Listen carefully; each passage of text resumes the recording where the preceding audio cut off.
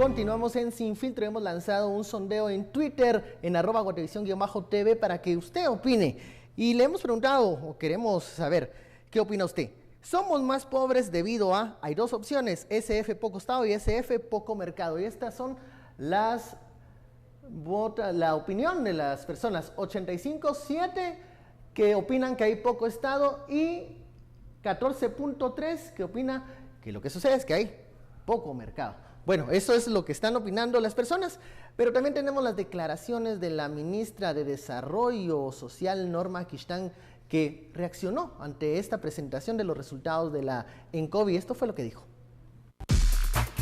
Lamentamos mucho que la operatización anterior la haya politizado. Y yo sigo haciendo énfasis en eso porque el daño que le hicieron al país, profundamente desde el caserío hasta lo que es el ministerio, el despacho. Bueno, y seguimos con el tema que había abordado Daniel, la vulnerabilidad. Según la ENCOVI 2014, 4 de cada 5 indígenas están bajo esa línea de pobreza. Se hablan de programas sociales, la ministra lamenta la politización de los mismos, y la audiencia en redes sociales dice que hay poco Estado, que el Estado debería intervenir más. ¿Ustedes difieren de eso? Decía Estuardo. ¿Qué opina Daniel? Es complicado realmente. O sea, yo creo que aquí tenemos que separar bien de qué estamos hablando.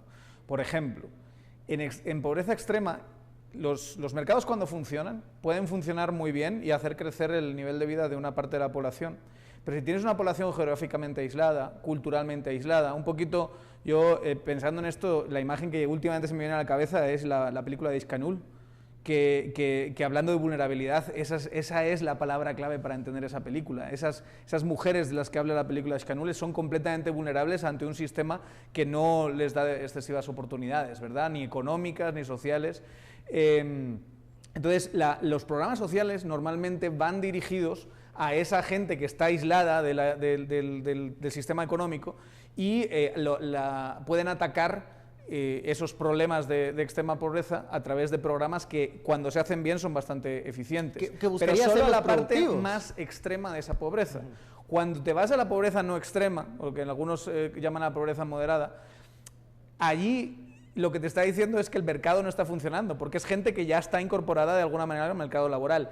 Cuando tú ves el informe y lo ves desagregado, el percentil más bajo, el 20% más bajo de la población, prácticamente no ha cambiado. Lo que ha cambiado es, sobre todo, el percentil número 3. Ahí es donde se ve una bajada, y esa bajada que les pone por debajo del nivel de pobreza. O sea, aquí estamos hablando de un problema sistémico, un problema de el sistema laboral y el sistema económico no funciona para sacar a la gente de la pobreza. Estuardo, con la vulnerabilidad, con esa población demasiado vulnerable, ¿qué se puede hacer? ¿Qué se debe hacer?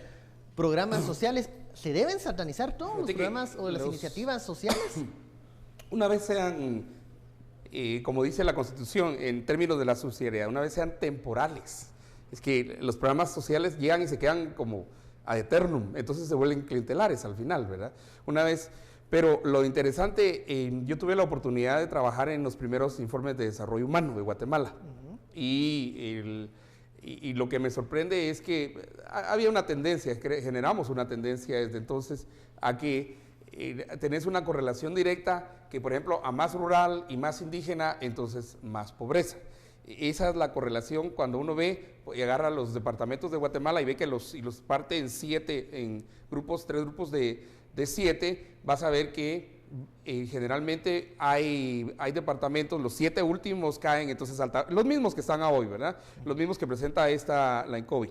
Están Alta Verapaz, el Quiché, siempre Totonicapán, y todos tienen un rasgo fundamental que son mayoritariamente indígenas. Cuando uno cruza esto con el índice de desarrollo humano, por ejemplo, o lo cruzas, digamos, con otros índices, el índice por ejemplo, de desarrollo rural, vas a encontrar lo mismo. Y tiene que ver muchísimo, otra vez, con la mente centralizadora. Porque cuando ves de cada 100 quetzales, cuántos se invierten en la capital, cuántos se invierten en Escuintla, que es uno de los departamentos que jala también mucha inversión, y cuánto se invierte, digamos, en Zacatepeques, vas a ver que también tienen los índices más altos de desarrollo humano, ¿verdad?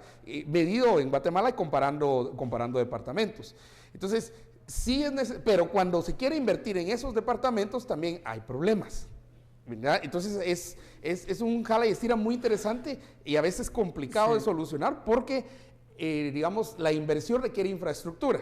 Y la infraestructura requiere también inversión. Entonces es un círculo, al final, que en Totonicapán no llega en Alta Verapaz y tampoco, porque mucho se queda concentrado aquí. Mira, cada quetzal, cuánto se gasta, por ejemplo, en educación en Guatemala. Y cuando uno ve los índices, por ejemplo, ahorita salieron los de lectoescritura y matemáticas. Mirás que los dos departamentos son los más urbanos ahora, que es los que van a la cabeza. Son 3, que son Chimaltenango, que está aquí a media hora de la capital, Zacatepeques, y el área metropolitana. Pero hablemos de qué nos dicen los números, porque fijémonos, donde más ha subido la pobreza extrema es precisamente en lo urbano.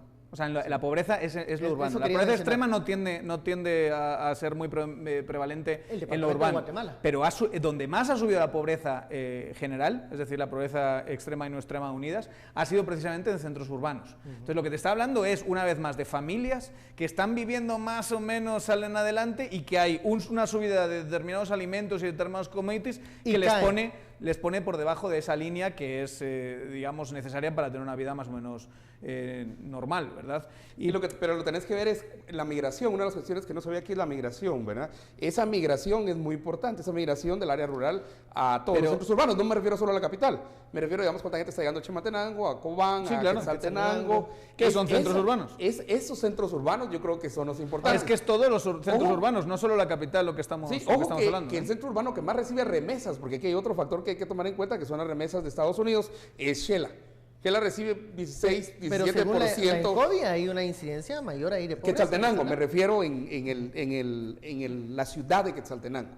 ¿Verdad? Ahí es donde más se recibe, no es aquí en Quetzaltenango incluye mucho más y forma ya un continuo urbanístico. Sí. Pero vamos a ver, estamos hablando de datos de consumo. Podemos tener, y los tenemos, mejores datos de alfabetización. Hay gente aquí en Twitter diciendo, no, lo que hace falta es educación. Bueno, pues esta bajada del consumo... La igualdad ha mejorado. La alfabetización ha mejorado. Ha mejorado nuestras comunicaciones, tanto vía celular como infraestructuras, por ejemplo. Mejora todos los años la esperanza de vida. Es decir, al final del día, el guatemalteco puede ser un poquito más saludable, porque la esperanza de vida un poquito más educado, y aún así, en cuestión de consumo, tener esta clase de vulnerabilidad a shocks externos. Ok, vamos a hacer una pausa. Vamos al corte. Al regresar, pues seguiremos leyendo algunos mensajes que nos ha enviado la audiencia con el hashtag #SFMásPobres. Ya somos tendencia. Gracias a sus comentarios y a su participación a este foro de Sin Filtro. Regresamos después de la pausa.